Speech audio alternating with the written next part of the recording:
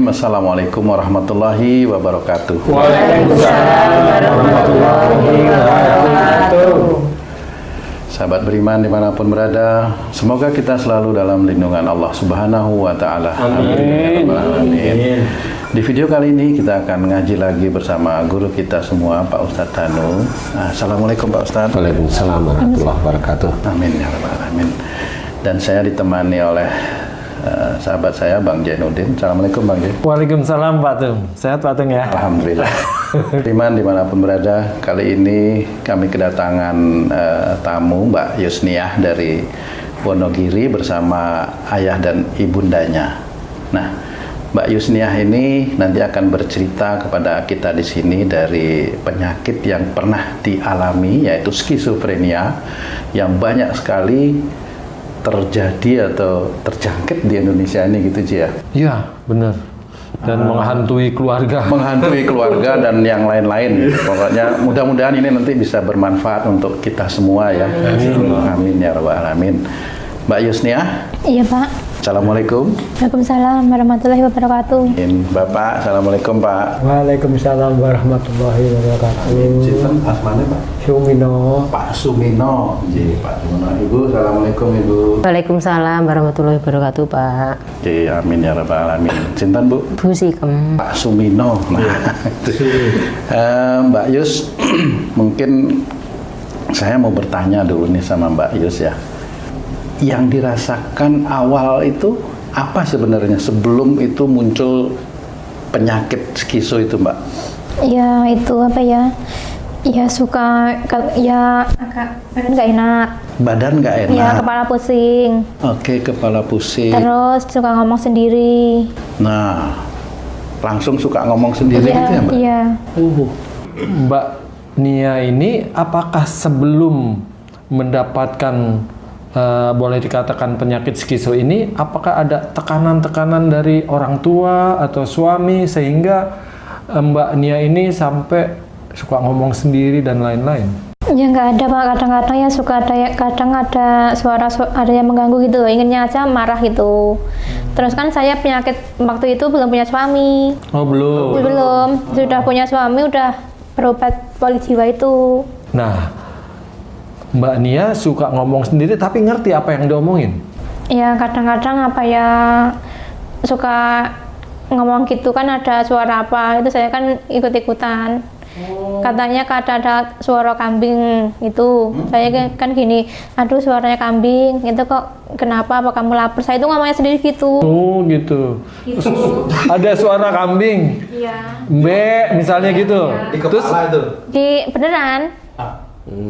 Beneran, terus saya kan gini, aduh suara kambing kok bersuara itu apa ngajak saya ngomong gitu? enggak, apa lapar apa gitu. Oh, merespon nih suara kambing lapar atau apa nih gitu Iya, ya? iya.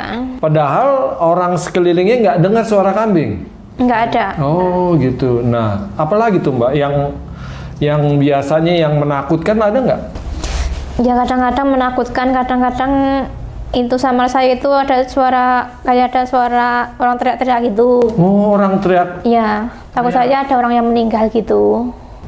Ternyata nggak ada. Ternyata nggak ada. Nggak ada orang yang teriak-teriak gitu. Itu dengarnya di mana Mbak? Kepala atau di Di telinga. Di telinga sini? Ya, di telinga. Mbak Nia, sudah berapa lama terkena skizo Mbak?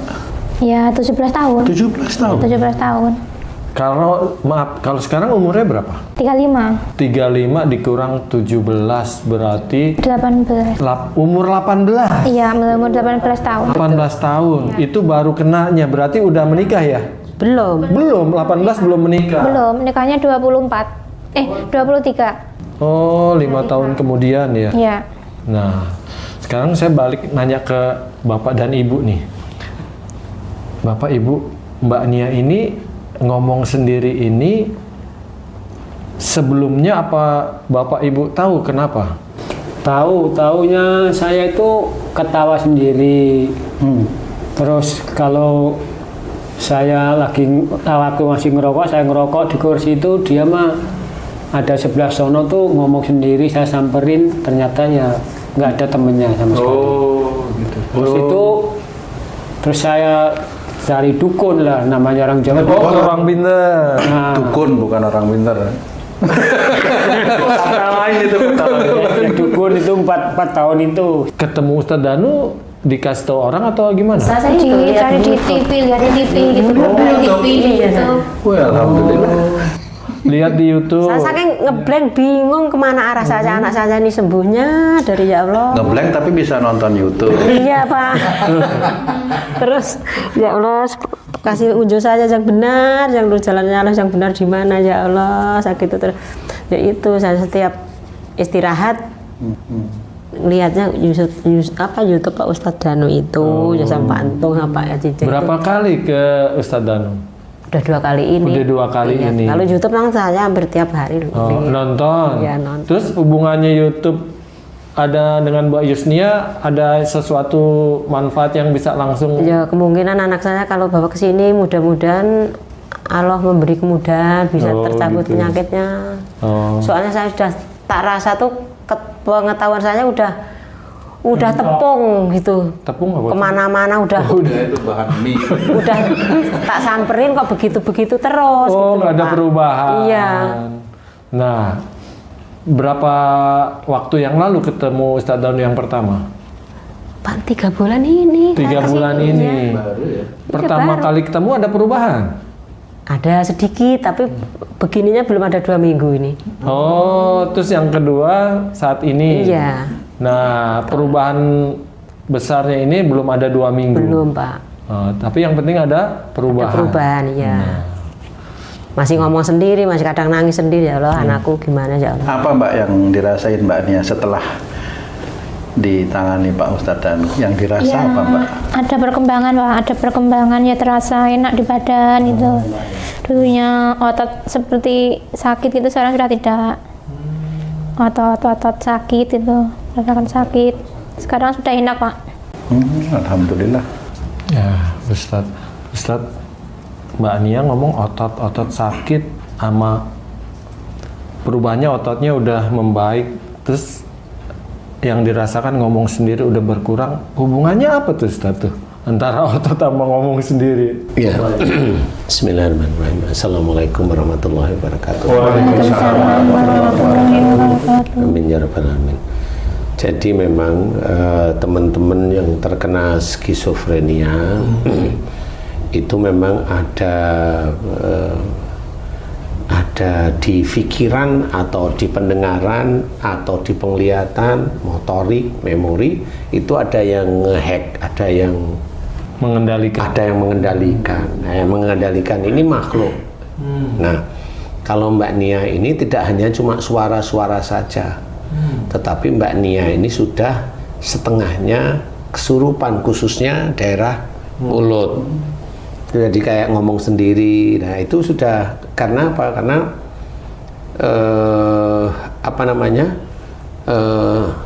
Mbak Nia punya kelemahan satu. Dulu sebelum Mbak Nia itu kasus seperti ini, Mbak Nia itu seneng melamun. Seneng melamun sendiri, melamun sendiri, nyantai gitu. Emosi ya lah, emosi tinggi melamun, mikir sendiri. Yang paling banyak itu mikir sendiri. Nah, pada saat seseorang, nggak cuma Mbak Nia, kalau senengannya mikir sendiri dan tidak ada perencanaan tentang kehidupan kedepannya, biasanya makhluk yang namanya jin, termasuk Dajjal itu masuk ke dalam otak manusia, termasuk ke Mbak Nia. Jadi jin dan Dajjal itu menguasai. Makanya orang yang skizo itu ada suara lain, suaranya macam-macam. Nah, kalau Mbak Nia yang paling banyak itu adalah gergaji sama sound system. Jadi suara musik. Kalau ada orang ngantenan itu kan nggak ada sound atau apa, suara-suara musik itu. Nah, itu insya Allah karena memang suara gergaji itu memang akan menjadikan Mbak Nia itu emosi, ya, emosi. Kalau soundnya sendiri ada 2 kemungkinan waktu itu saya tangani.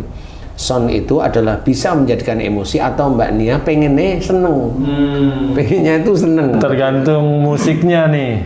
Sebenarnya bukan, itu kan ini ya, itu kan cara Allah memberikan tahu aja sebenarnya. Jadi umpamanya kalau Mbak Nia itu kalau dengar musik seneng ya barangkali yang disenengin itu musik ya di telinganya itu kedengaran musik.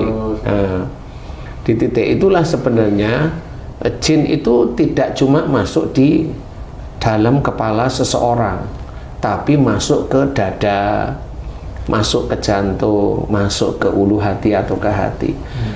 Masuk juga ke punggung, ke daerah leher belakang. Kepala ini penuh rasanya, begitu ya Mbak Nia ya? Iya. Kepala itu penuh, jadi mikir itu tidak bisa. Nah, insya Allah itulah yang ditongkrongi oleh para jin dan dajjal. Sehingga pada saat Mbak Nia itu berobat ke rumah sakit jiwa itu ya dikasih obat penenang.